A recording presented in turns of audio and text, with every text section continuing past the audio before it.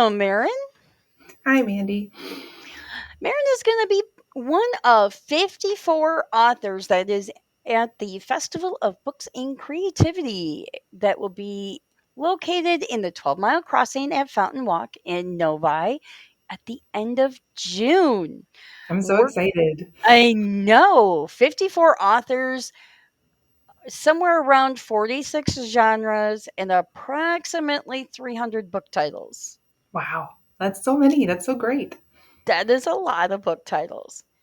Now, you've got what, about 4 of those book titles? 4, I will 5? have 5 in about 10 days. Yeah. Ooh, tell us all Only a about your few more. books.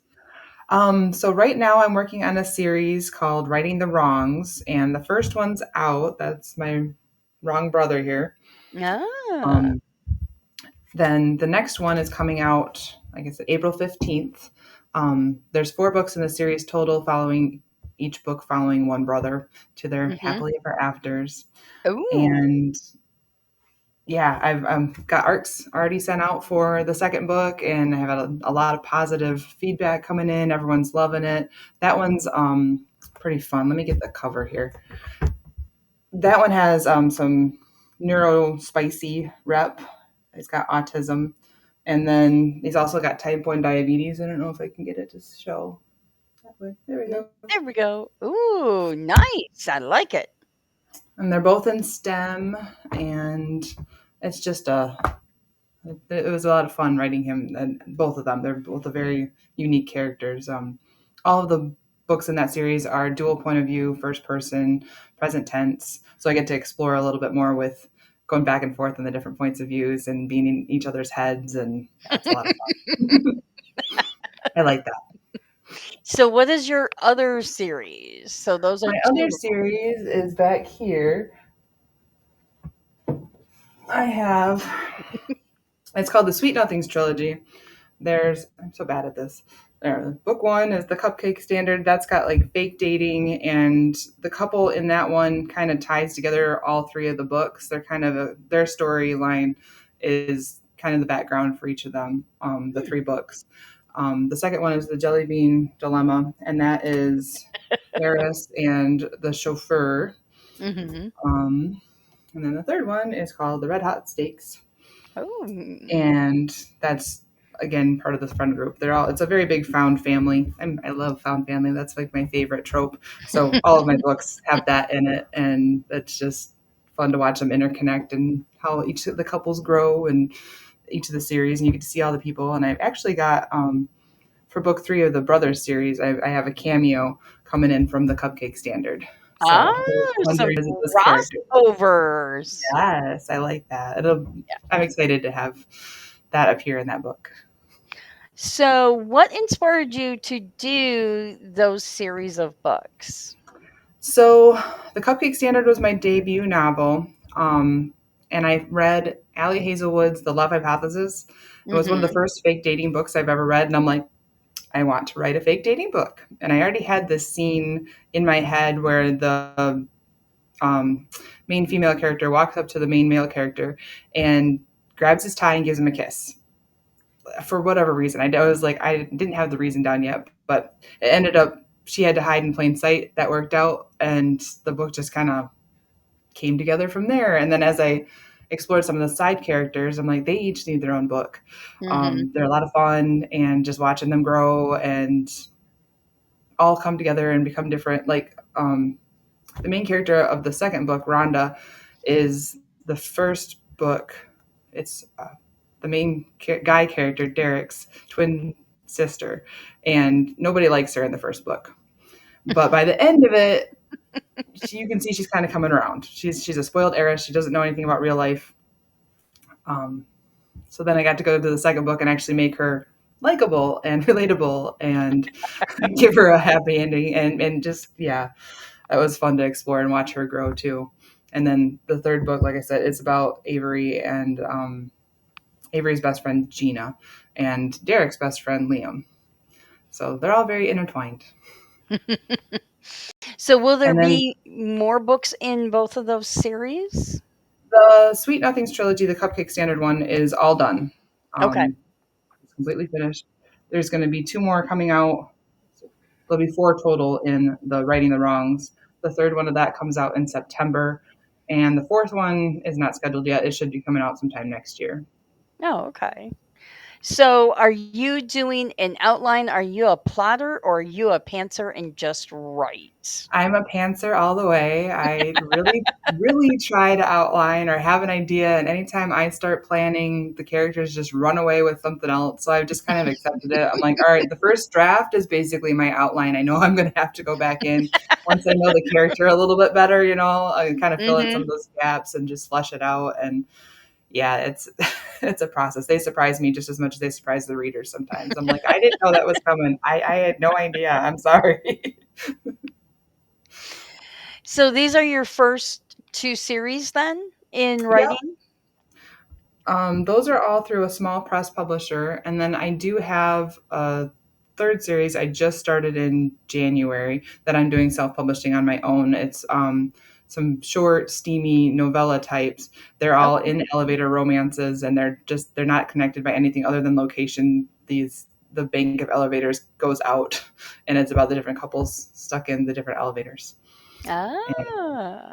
Yeah, it's fun having my own self-publishing thing with my own timeline with my own cover art. And actually that Going Up is the one that won the cover award with you guys. So So, are those gonna be at the event? those are only ebook right now. Once Ebook, I get okay. all of them done, I'll put them in an anthology, but that's probably not going to be for another year or two. Just it depends on when I get those novellas out. I have several of them written, but getting them editing and out ready for actual public consumption is a whole different thing. Yes. So, I would recommend that you have a picture of the cover, a little synopsis, and then a QR code. Oh yeah, So that's a people great can still idea. purchase them, Yes. but even if they're not, and actually for anybody that has the ebooks, Hmm. I encourage that because That's a that great way idea. you can get more sales right at the event and you're not relying on someone to go, "Oh, I really like that. I'll look at it when I get home." They'll Right. forget. No one will remember, especially when you have 50 some odd authors there with 300 books. Yeah. Yeah. So that way you can get those added sales in by just a QR code. So even though they're not a physical book, They're still there. ebooks definitely count. Right. For So sure. the number of book titles keeps increasing because people have ebooks and some of their books are physical, some are ebooks. And Mhm. so yes, definitely we count them all and I highly encourage that because yes, it won an award. It So did. That was pretty cool. I designed that cover myself, so I was even more like, oh, "Wow." that's even better. Yeah, It's it felt so good. it is so awesome when you do something like that. And that's where I absolutely love the self-publishing world because everybody gets their due credit. Yeah. Yeah, it's something because when you're doing the book from start to finish with the formatting and the editing and everything else, it's a lot. It's like, okay, well, I Mhm. appreciate my small press doing some of the stuff for me in my other Right? books, but it's also kind of fun to be the one to do it all. So both worlds are so different and unique, and it's fun to have explored both of them. Mhm. So, everything so far that you've written is romance. Are we sticking to romance or do you think you'll explore other genres in the future? I'm probably only going to ever write romance. I like to have my happily ever afters. It's kind of a Okay. requirement for me, but I do have some the romantasy. I do have some more fantasy Ah.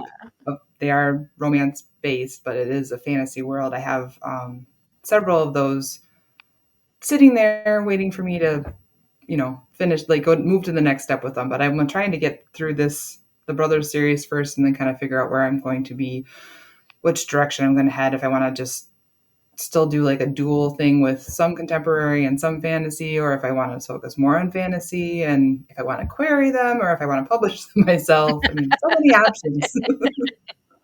There are many options and that's the great thing about being, an author is that you get to make those choices. Mhm.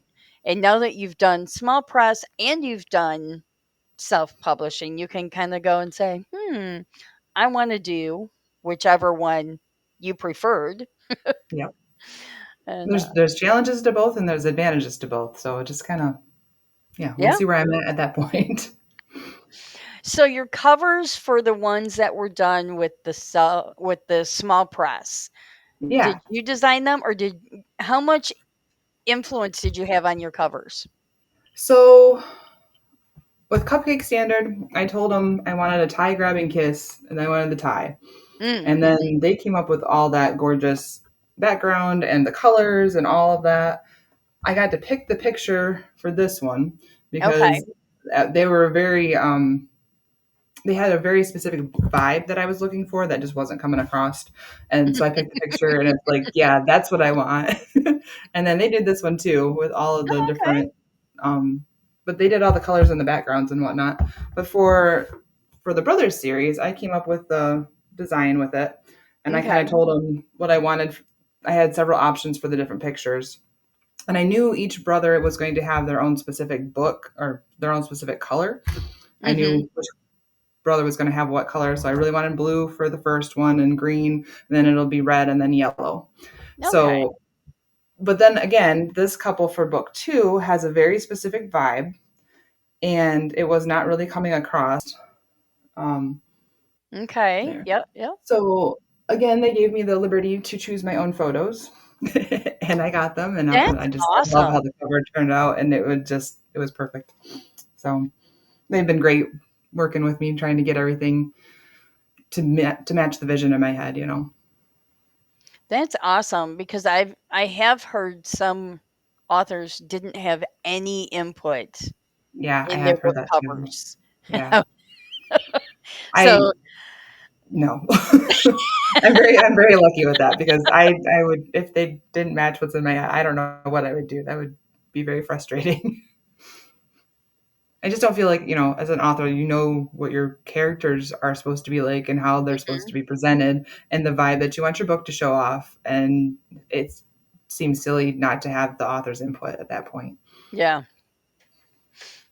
Awesome. Well, what got you started writing and writing romance? Was there a certain catalyst for that? So, I've been writing as long as I can remember.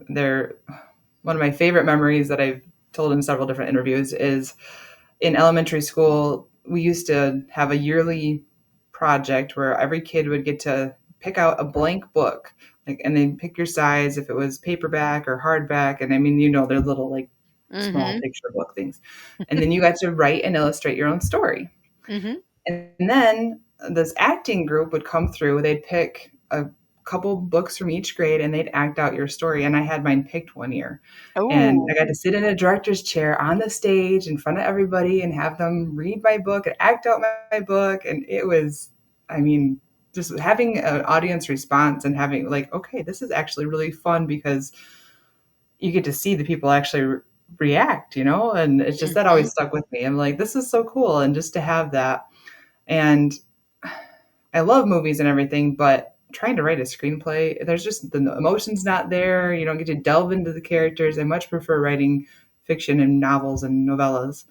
Mhm. Um, when I was on the newspaper team at our little school, and I won some awards for poetry, and I was even going to go to college for creative writing, Mm. but it was my dad was like, you know, you really don't have to go for that. You can take other specific classes. You don't have to do the whole college thing and do, you know, all the Hmm. gen eds and Yeah. everything else to get your degree in that. I'm like, yeah, okay. Well, I ended up getting married instead, so it was kind of moot. So my husband and I moved to Iowa for a while, and I did a through the mail writing course that was Mhm. focused more on young adult writing. And young adult has always been a passion of mine, but I didn't read much adult romance either at that point. And Mm. as I Okay. started reading more of the adult romance, I was like, this is really fun and I would really like to write that. So I do have a few young adult stories that are also romance, but I'd like to eventually get them out there, but we'll see. Um, then life happened and I had, you know, we have a daughter. She's like 14 now. So when she got old enough, I could switch down to more part-time and then focus on writing. Again, that was always the Ah. dream, was to be more of a writer and actually do all this. Mhm. And my husband has always been very supportive, and so is my kid. So 2018 was when I finally started getting back into actually writing again. And it was, let's see, 2021 is when I wrote the Cupcake Standard, and I wrote that in like 3 weeks. And within Wow. 4 months, I'd written all three of the books. And then I started the beta process, and then I started the querying process. And by November of 2022, I had my small press had offered. So it was a pretty quick journey compared to a lot of people's. Yeah. Nice. So you were in Iowa, but Yes. now you're back in Michigan? Yeah, I've been in Michigan my whole life. Our both of our families are here, Okay. and yeah, like when he went to school out there for something else, decided that wasn't for him, so we came back here, and that was where he could get work, and it's great. I love it. I love my Michigan. Even with all the tornadoes and all the random storms and the wind and the fake spring and coming back to snow, I still like it.